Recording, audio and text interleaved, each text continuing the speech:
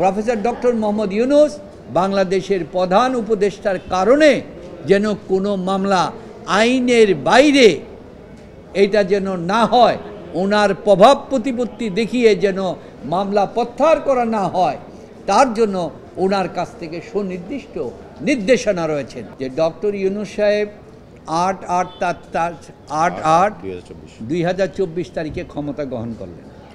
ক্ষমতা গ্রহণ করার পর দেখা গেল রাতারাতি মামলার পরবর্তী ডেট ছিল, অ্যান্টি কারাপশনের পরবর্তী ডেট ছিল 9/8। সুতরাং 5/9, কিন্তু 5/9 আসার আগেই 11 তারিখে অ্যান্টি কারাপশন মামলা উইথড্রলের চিঠি দিলেন, পিপি নথি উপস্থাপনের দিলেন, অ্যাপ্লিকেশন দিলেন, জজ সেটা করে ফেললেন, আমরা জানি না।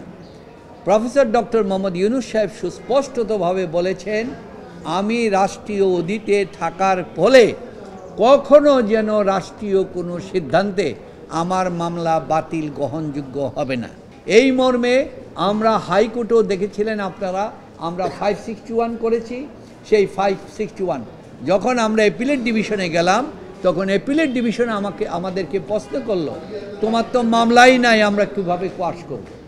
আমরা তখন উত্তর দিয়ে বলেছিলাম, সাপ্লিমেন্টারি এফিডেভিট দিয়ে বলেছিলাম, my lord, supreme court appellate ডিভিশনের অর্ডার অনুযায়ী, অর্ডিন্যান্স অনুযায়ী আমরা যে নির্দিষ্ট সময়ের ভিতরে মামলা দাখিল করতে হয়, নির্দিষ্ট সময়ের ভিতরে আমরা সুপ্রিম কোর্টে আপিল দাখিল করেছি, লিভ টু আপিল। সুতরাং এই লিভ টু আপিল দাখিলের পর এবং এই নির্দিষ্ট সময় করেছি, এবং এই জিনিসটা পেন্ডিং থাকা এবং হাইকোর্টে পেন্ডিং থাকা অবস্থা, এবং নিম্ন আদালতে 5/9 তারিখ 2024 তারিখে মামলা থাকা পর্যন্ত তিনি এই মামলা উইথড্র করতে পারেন না, এটা অবৈধ, মামলা চলমান আছে।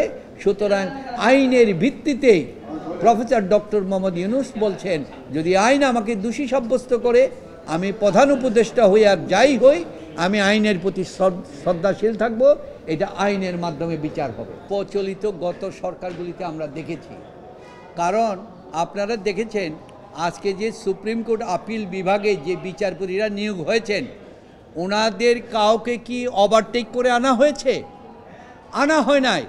গত চিফ জাস্টিস থেকে আরম্ভ করে যত বিচারপতি ছিল, চিফ জাস্টিস পর্যন্ত স্বয়ং 25 জনকে ওভারটেক করে এসেছে, এবং সর্বশেষ 2 জনকে নেওয়া হয়েছে, তারা ছিল 40 নম্বর এবং 41 নম্বর হাইকোর্টে। সুতরাং এই যে অ্যাপিলেট ডিভিশনে যে বিচারপতিরা এসেছেন, তারা আরও 5 বছর আগেই চিফ জাস্টিস হওয়ার এবং অ্যাপিলেট ডিভিশনে বিচারপতি হওয়ার যোগ্য ছিল। সুতরাং সেই বেশে এসেছে। এবং আপনারা দেখেছেন আমাদের এখানে যে বিচারপতিরা আছেন, যারা ডক্টর মোহাম্মদ ইউনূস সাহেবের বিরুদ্ধে রায় দিয়েছেন, তাদের বিরুদ্ধেও কিন্তু তারা সবভাবে তারা এখানে বিচার ব্যবস্থা আছে।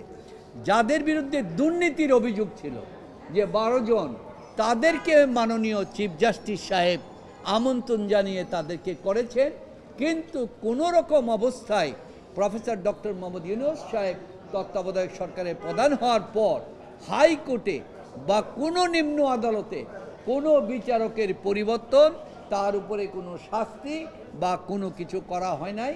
এখানে সম্পূর্ণটা আইনের বিধান অনুযায়ী চলছে, এবং কোনো কিছুতেই উনি ইন্টারফেয়ারেন্স করছেন না, এটা আপনারা নিজেরাই জানছেন।